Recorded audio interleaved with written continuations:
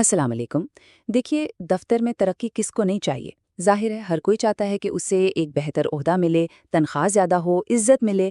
ये तो सबकी ख्वाहिश होती है ना।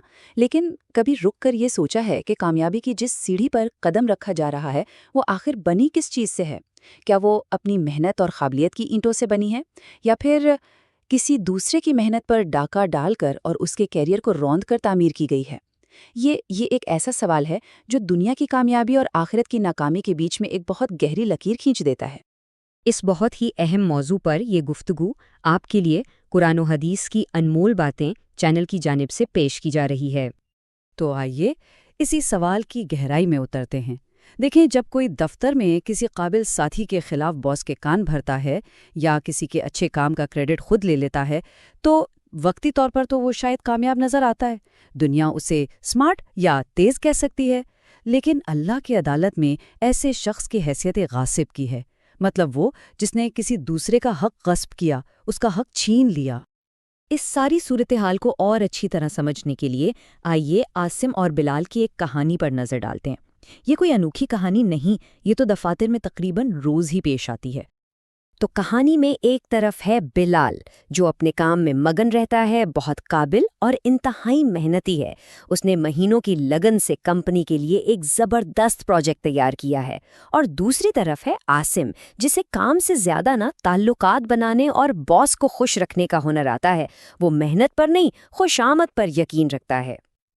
और फिर वो दिन आ जाता है जब प्रोजेक्ट पेश किया जाता है। बॉस बिलाल के काम की बहुत तारीफ करता है, लेकिन यहाँ आसिम अपनी चाल चलता है। वो बड़ी खूबसूरती से गुफ्तगू का रुख मोड़कर ये साबित कर देता है कि इस प्रोजेक्ट का असल दिमाग तो भाई वही था, और बिलाल ने तो बस उसकी रहनुमाई में थोड़ी बहुत मदद की है। तो फिर नतीजा क्या निकलता है? वो ही जो अक्सर निकलता है। प्रमोशन आसिम को मिल जाती है, और बिलाल, जिसकी आंखों में उम्मीद थी, वो बेचारा मायूस होकर खामोश हो जाता है। आसिम ने वक्ती तौर पर एक स्मार्ट गेम तो जीत ली, लेकिन उसने अपनी कामयाबी की बुनियाद एक बहुत बड़ी नाइंसाफ़ी और दूसरे की हक तलफी पर रखी है। आइए अब ज़रा देखते हैं कि जब इस तरह के वाक़यात को इस्लामी इखलाकियात के पैमाने पर परखा जाता है तो इसकी असल हकीकत क्या सामने आती है।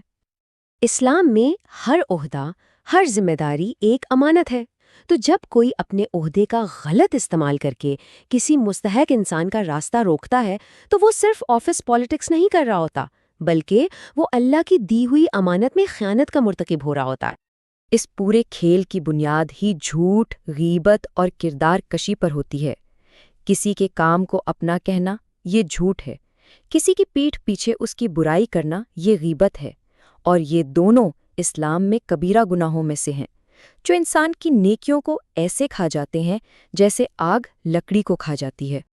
यहाँ एक इंतहाई अहम नुक्ता भी है कि इस धोखे से जो प्रमोशन मिली, उसके बाद तनख्वाह में जो इजाफा हुआ, उसकी हैसियत क्या है। सोचिए ज़रा, जिस कमाई की बुनियाद ही जुल्म और दूसरे के हक पर डाका डालकर रखी गई हो, भला उसमें बरकत कहाँ से आएगी। और ये जहर सिर्फ करने वाले तक महदूद नहीं रहता, बल्कि ये तो पूरे माहौल को अपनी लपेट में ले लेता है।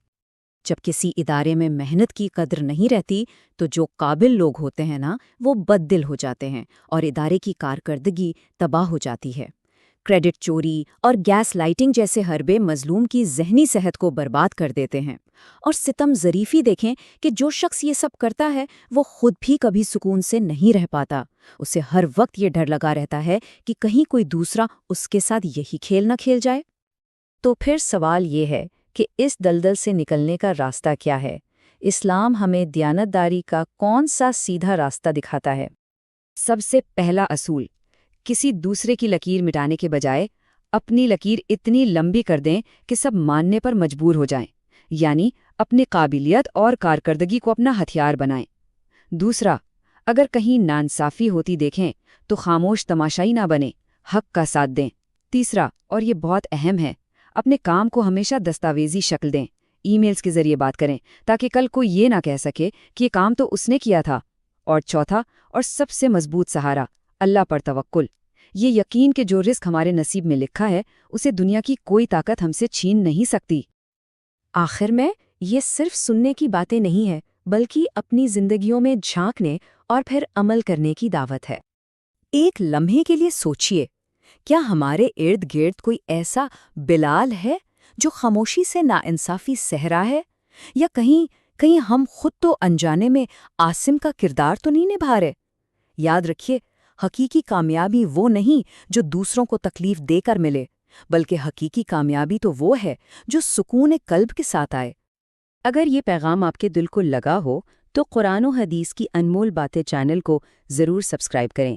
اس پیغام کو اپنے دفتری ساتھیوں اور گروپس میں بھیجیں۔ کیا پتہ اس سے کسی ایک جگہ کا ماحول بہتر ہو جائے اور انصاف کو فروغ ملے۔ نیچے کامنٹس میں اپنی رائے ضرور دیں کہ ایسی صورتحال سے کیسے نمٹا جا سکتا ہے، یا اگر کبھی ایسا تجربہ ہوا ہو تو وہ بھی ضرور شیئر کریں۔ آپ کی بات دوسروں کے لیے رہنمائی بن سکتی ہے۔ اللہ ہم سب کو حق پر قائم رہنے کی توفیق عطا فرمائے۔ آمین۔